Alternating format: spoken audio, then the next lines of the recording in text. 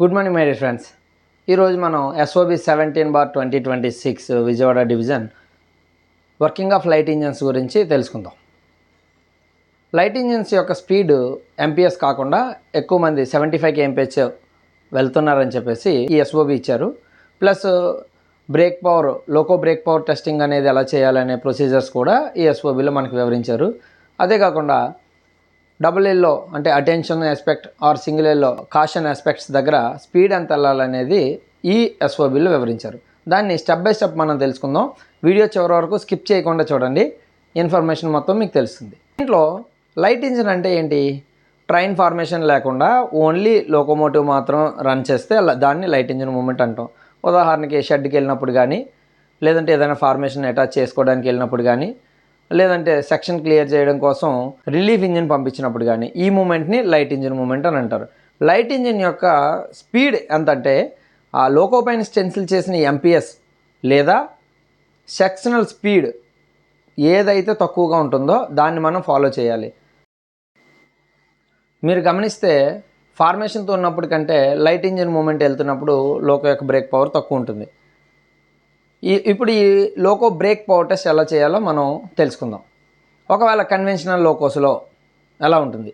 Conventional లోకోస్లో అంటే AAG7, AAG5, AP1, AP4 ఈ లోకోస్లో మనం SA9 అప్లై చేసుకోవాలి. BC 3.5 kg/cm² వస్తుందో లేదో ఎన్షూర్ చేసుకోవాలి. అన్ని బ్రేక్ బ్లాక్స్ వీల్స్కి టచ్ అయ్యే లేదో పర్సనల్గా ఎన్షూర్ చేసుకోవాలి.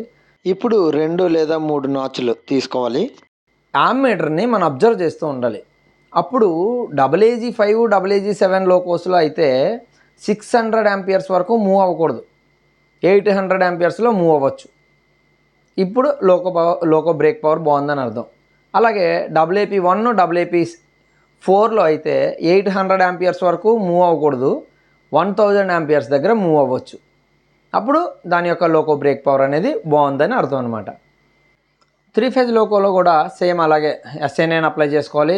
BC గేజ్ 3.5 kg/cm² వస్తుందా లేదో చెక్ చేసుకోవాలి.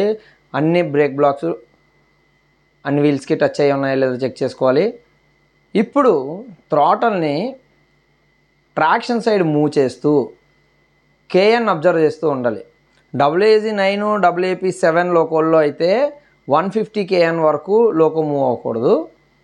అదే AP5లో అయితే 100 KN వరకు లోకో మూవ్ అవ్వకూడదు. అట్లా ఉంటే ఆ లోకో యొక్క బ్రేక్ పవర్ అనేది బాగుందని అర్థం అనమాట.